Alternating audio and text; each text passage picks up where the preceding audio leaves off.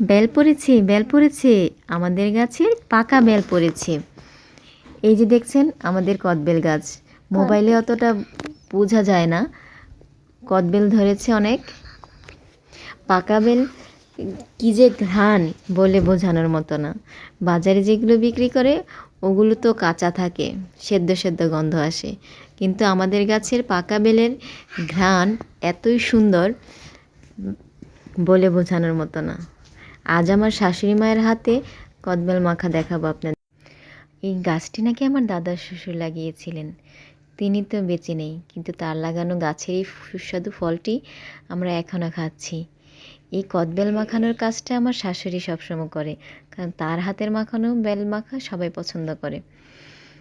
এখন আমরা এই বেলটি ভেঙে নিব, বেলের ভেতরের যে অংশটি আছে সেটি বের করে লবণ, মরিচ, কাঁচা মরিচ, স্বাদ অনুযায়ী কেউ চিনি দিতে পারেন, নাও দিতে পারেন। আমি 2 রকমের মরিচ নিয়েছি, আমার শাশুড়ি মা বলেছে, এজন্য 2 রকমের মরিচে 2 রকম ফ্লেভার আসে, একটু অন্যরকম স্বাদ লাগে। আপনারা ইচ্ছামতো ঝাল দিতে পারেন, ধনেপাতা অ্যাড করতে পারেন, যার যেরকম ইচ্ছা। আমাদের গ্রামের সবাই এই বেল খুব পছন্দ করে, সবাই শুধু নিতে আসে। আমরা বিক্রি করি না, কিন্তু নিজেরাও খেতে পাই না। আমাদের বাড়ির বাহির দিয়ে কিছু লোক আছে, ওরাই নিয়ে যায়, আমরা ঘরের ভিতরে আনতে পারি খুব কম। আমার শাশুড়ি মায়ের হাতের আরও অনেক রেসিপি আছে, যেগুলো আমি আস্তে আস্তে আপনাদের সাথে শেয়ার করব। আরও শেয়ার করব আমাদের সোনারগাঁয়ের ঐতিহ্যবাহী অনেক খাবারের রেসিপি।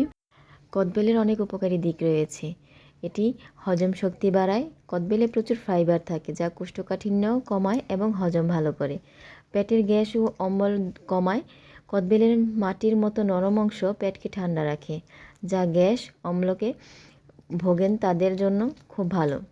লিভার পরিষ্কার রাখতে সাহায্য করে, এতে থাকা ভিটামিন ও অ্যান্টিঅক্সিডেন্ট লিভারের কাজ সহজ করে। ইমিউনিটি বাড়ায়। ভিটামিন সি থাকে, যা শরীরকে বিভিন্ন ভাইরাস ইনফেকশন থেকে সুরক্ষা দেয়।